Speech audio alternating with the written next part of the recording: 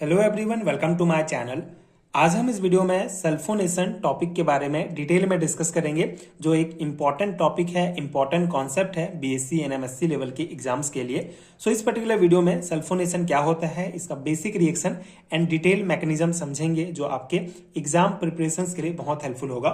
सो sulphonation क्या होता है? बेसिकली सल्फोनेशन एक केमिकल रिएक्शन है जिसमें एक सल्फोनिक एसिड ग्रुप SO3H किसी organic compound, generally aromatic compound जैसे बेंजीन में जोड़ा जाता है। ठीक है, सल्फोनेशन एक केमिकल रिएक्शन है जिसमें सल्फोनिक एसिड ग्रुप SO3H किसी ऑर्गेनिक कंपाउंड या फिर एरोमेटिक कंपाउंड बेंजीन में जो है इसको जोड़ा जाता है। इस रिएक्शन को सल्फोनेशन कहा जाता है। अगर हम इसका जनरल रिएक्शन देखें, so when benzene is heated with concentrate H2SO4, benzene sulphonic acid C6H5SO3H is form. ठीक है, जैसे यहाँ पे अगर हम बेंजीन को कॉन्सेंट्रेट H2SO4 के साथ हीट करते हैं 80 डिग्री सेल्सियस पर, तो हमको बेंजीन सल्फोनिक एसिड प्राप्त होता है। ये जो रिएक्शन है इसी को सल्फोनेशन कहा जाता है। ठीक है, तो ये बहुत बेसिक सा रिएक्शन है, बेसिक सा कॉन्सेप्ट है सल्फोनेशन का। जब किसी भी बेंजीन रिंग में, किसी भी एरोमेटिक कंपाउंड में अगर हम सल्फोनिक एसिड ग्रुप SO3H अगर जोड़ते हैं तो उस प्रक्रिया को, उस रिएक्शन को सल्फोनेशन कहा जाता है। तो ये बेसिक रिएक्शन हो गया।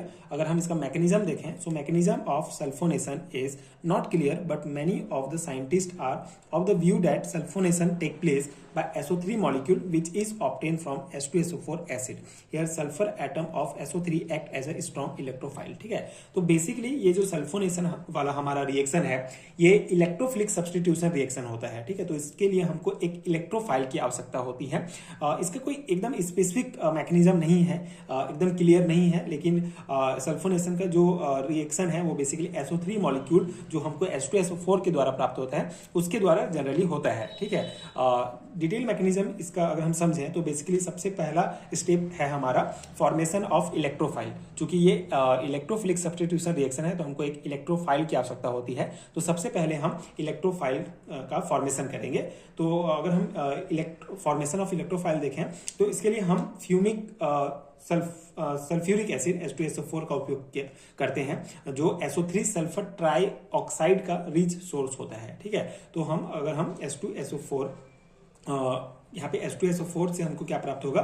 SO3 प्राप्त होगा, सल्फर ट्राई ऑक्साइड, जो एक स्ट्रॉन्ग इलेक्ट्रोफाइल होता है। ठीक है, अब ये स्ट्रॉन्ग इलेक्ट्रोफाइल क्यों है? क्योंकि इसमें जो ऑक्सीजन है, ठीक है, ऑक्सीजन एटम इलेक्ट्रॉन डेंसिटी को सल्फर से खींचते हैं, जिससे सल्फर पर पार्शियल पॉजिटिव चार्ज आ जाता है और ये एज अ इलेक्ट्रोफाइल जो है हमारा इलेक्ट्रोफाइल की तरह वर्क करता है। ठीक है, तो हमको H2SO4 से क्या प्राप्त होता है?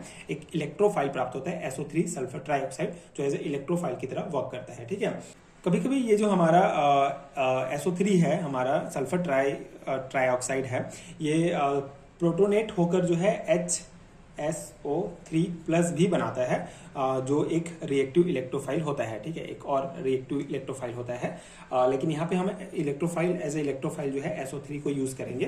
तो यहाँ पे फिर बाकी सेकंड स्टेप में हमारा क्या होगा? Attack on aromatic ring. तो ये जो हमारा SO3 इलेक्ट्रोफाइल है, ये एरोमेटिक रिंग पर जो है अटैक करेगा। बेंजीन रिंग के पाई इलेक्ट्रॉन्स और SO3 के बीच रिएक्शन होगा, फिर इससे एक सिग्मा कॉम्प्लेक्स का फॉर्मेशन होता है। ठीक है, इससे एक सिग्मा कॉम्प्लेक्स का फॉर्मेशन होता है, जिसे अरेनियम आयन भी कहा जाता है। ठीक है, ये एक इंटरमीडिएट कॉम्प्लेक्स होता है। ठीक है, तो यहाँ पे क्या होगा?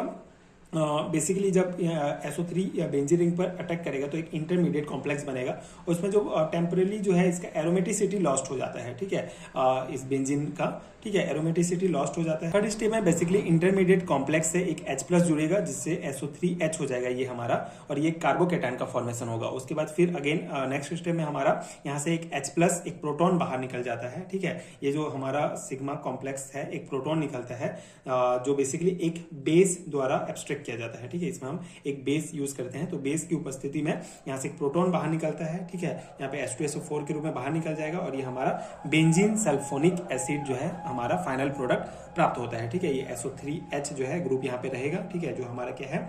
एक सल्फोनिक एसिड ग्रुप है, तो ये यहाँ पे रहेगा और ये बेंजीन में, और ये H2SO4 के रूप में ये प्रोटॉन बाहर निकल जाता है। तो इस प्रकार से हमारा जो है बेंजीन सल्फोनिक एसिड प्राप्त होता है और इस पूरी प्रक्रिया को सल्फोनेशन कहा जाता है। ठीक है, एक कॉन्सेप्ट और है कि ये जो हमारा सल्फोनेशन है एक रिवर्सिबल रिएक्शन है, ठीक है। जैसे इसको रिवर्सिबल रिएक्शन यहाँ पे शो किया गया है। तो एक रिवर्सिबल रिएक्शन क्यों है? क्योंकि अगर बेंजीन सल्फोनिक एसिड को डाइल्यूट किया जाता है तो डीसल्फोनेशन वाला प्रोसेस होता है, जिससे सल्फोनिक एसिड ग्रुप रिमूव हो जाता है। ये हमारा सल्फोनिक एसिड ग्रुप रिमूव हो जाता है और फिर हमको बेंजीन जो है वो रिजनरेट होता है, ठीक है। फिर से बेंजीन हमको प्राप्त हो जाता है। इसीलिए ये सल्फोनेशन वाला प्रोसेस जो है इसको रिवर्सिबल रिएक्शन कहा जाता है, ठीक है। रिवर्सिबल रिएक्शन है क्योंकि हम बेंजीन सल्फोनिक एसिड से अगेन जो है बेंजीन रिजनरेट कर सकते हैं। तो ये सल्फोनेशन का बेसिक कॉन्सेप्ट था। आई होप आपको समझ में आ गया होगा। डिटेल मैकेनिज्म यही है।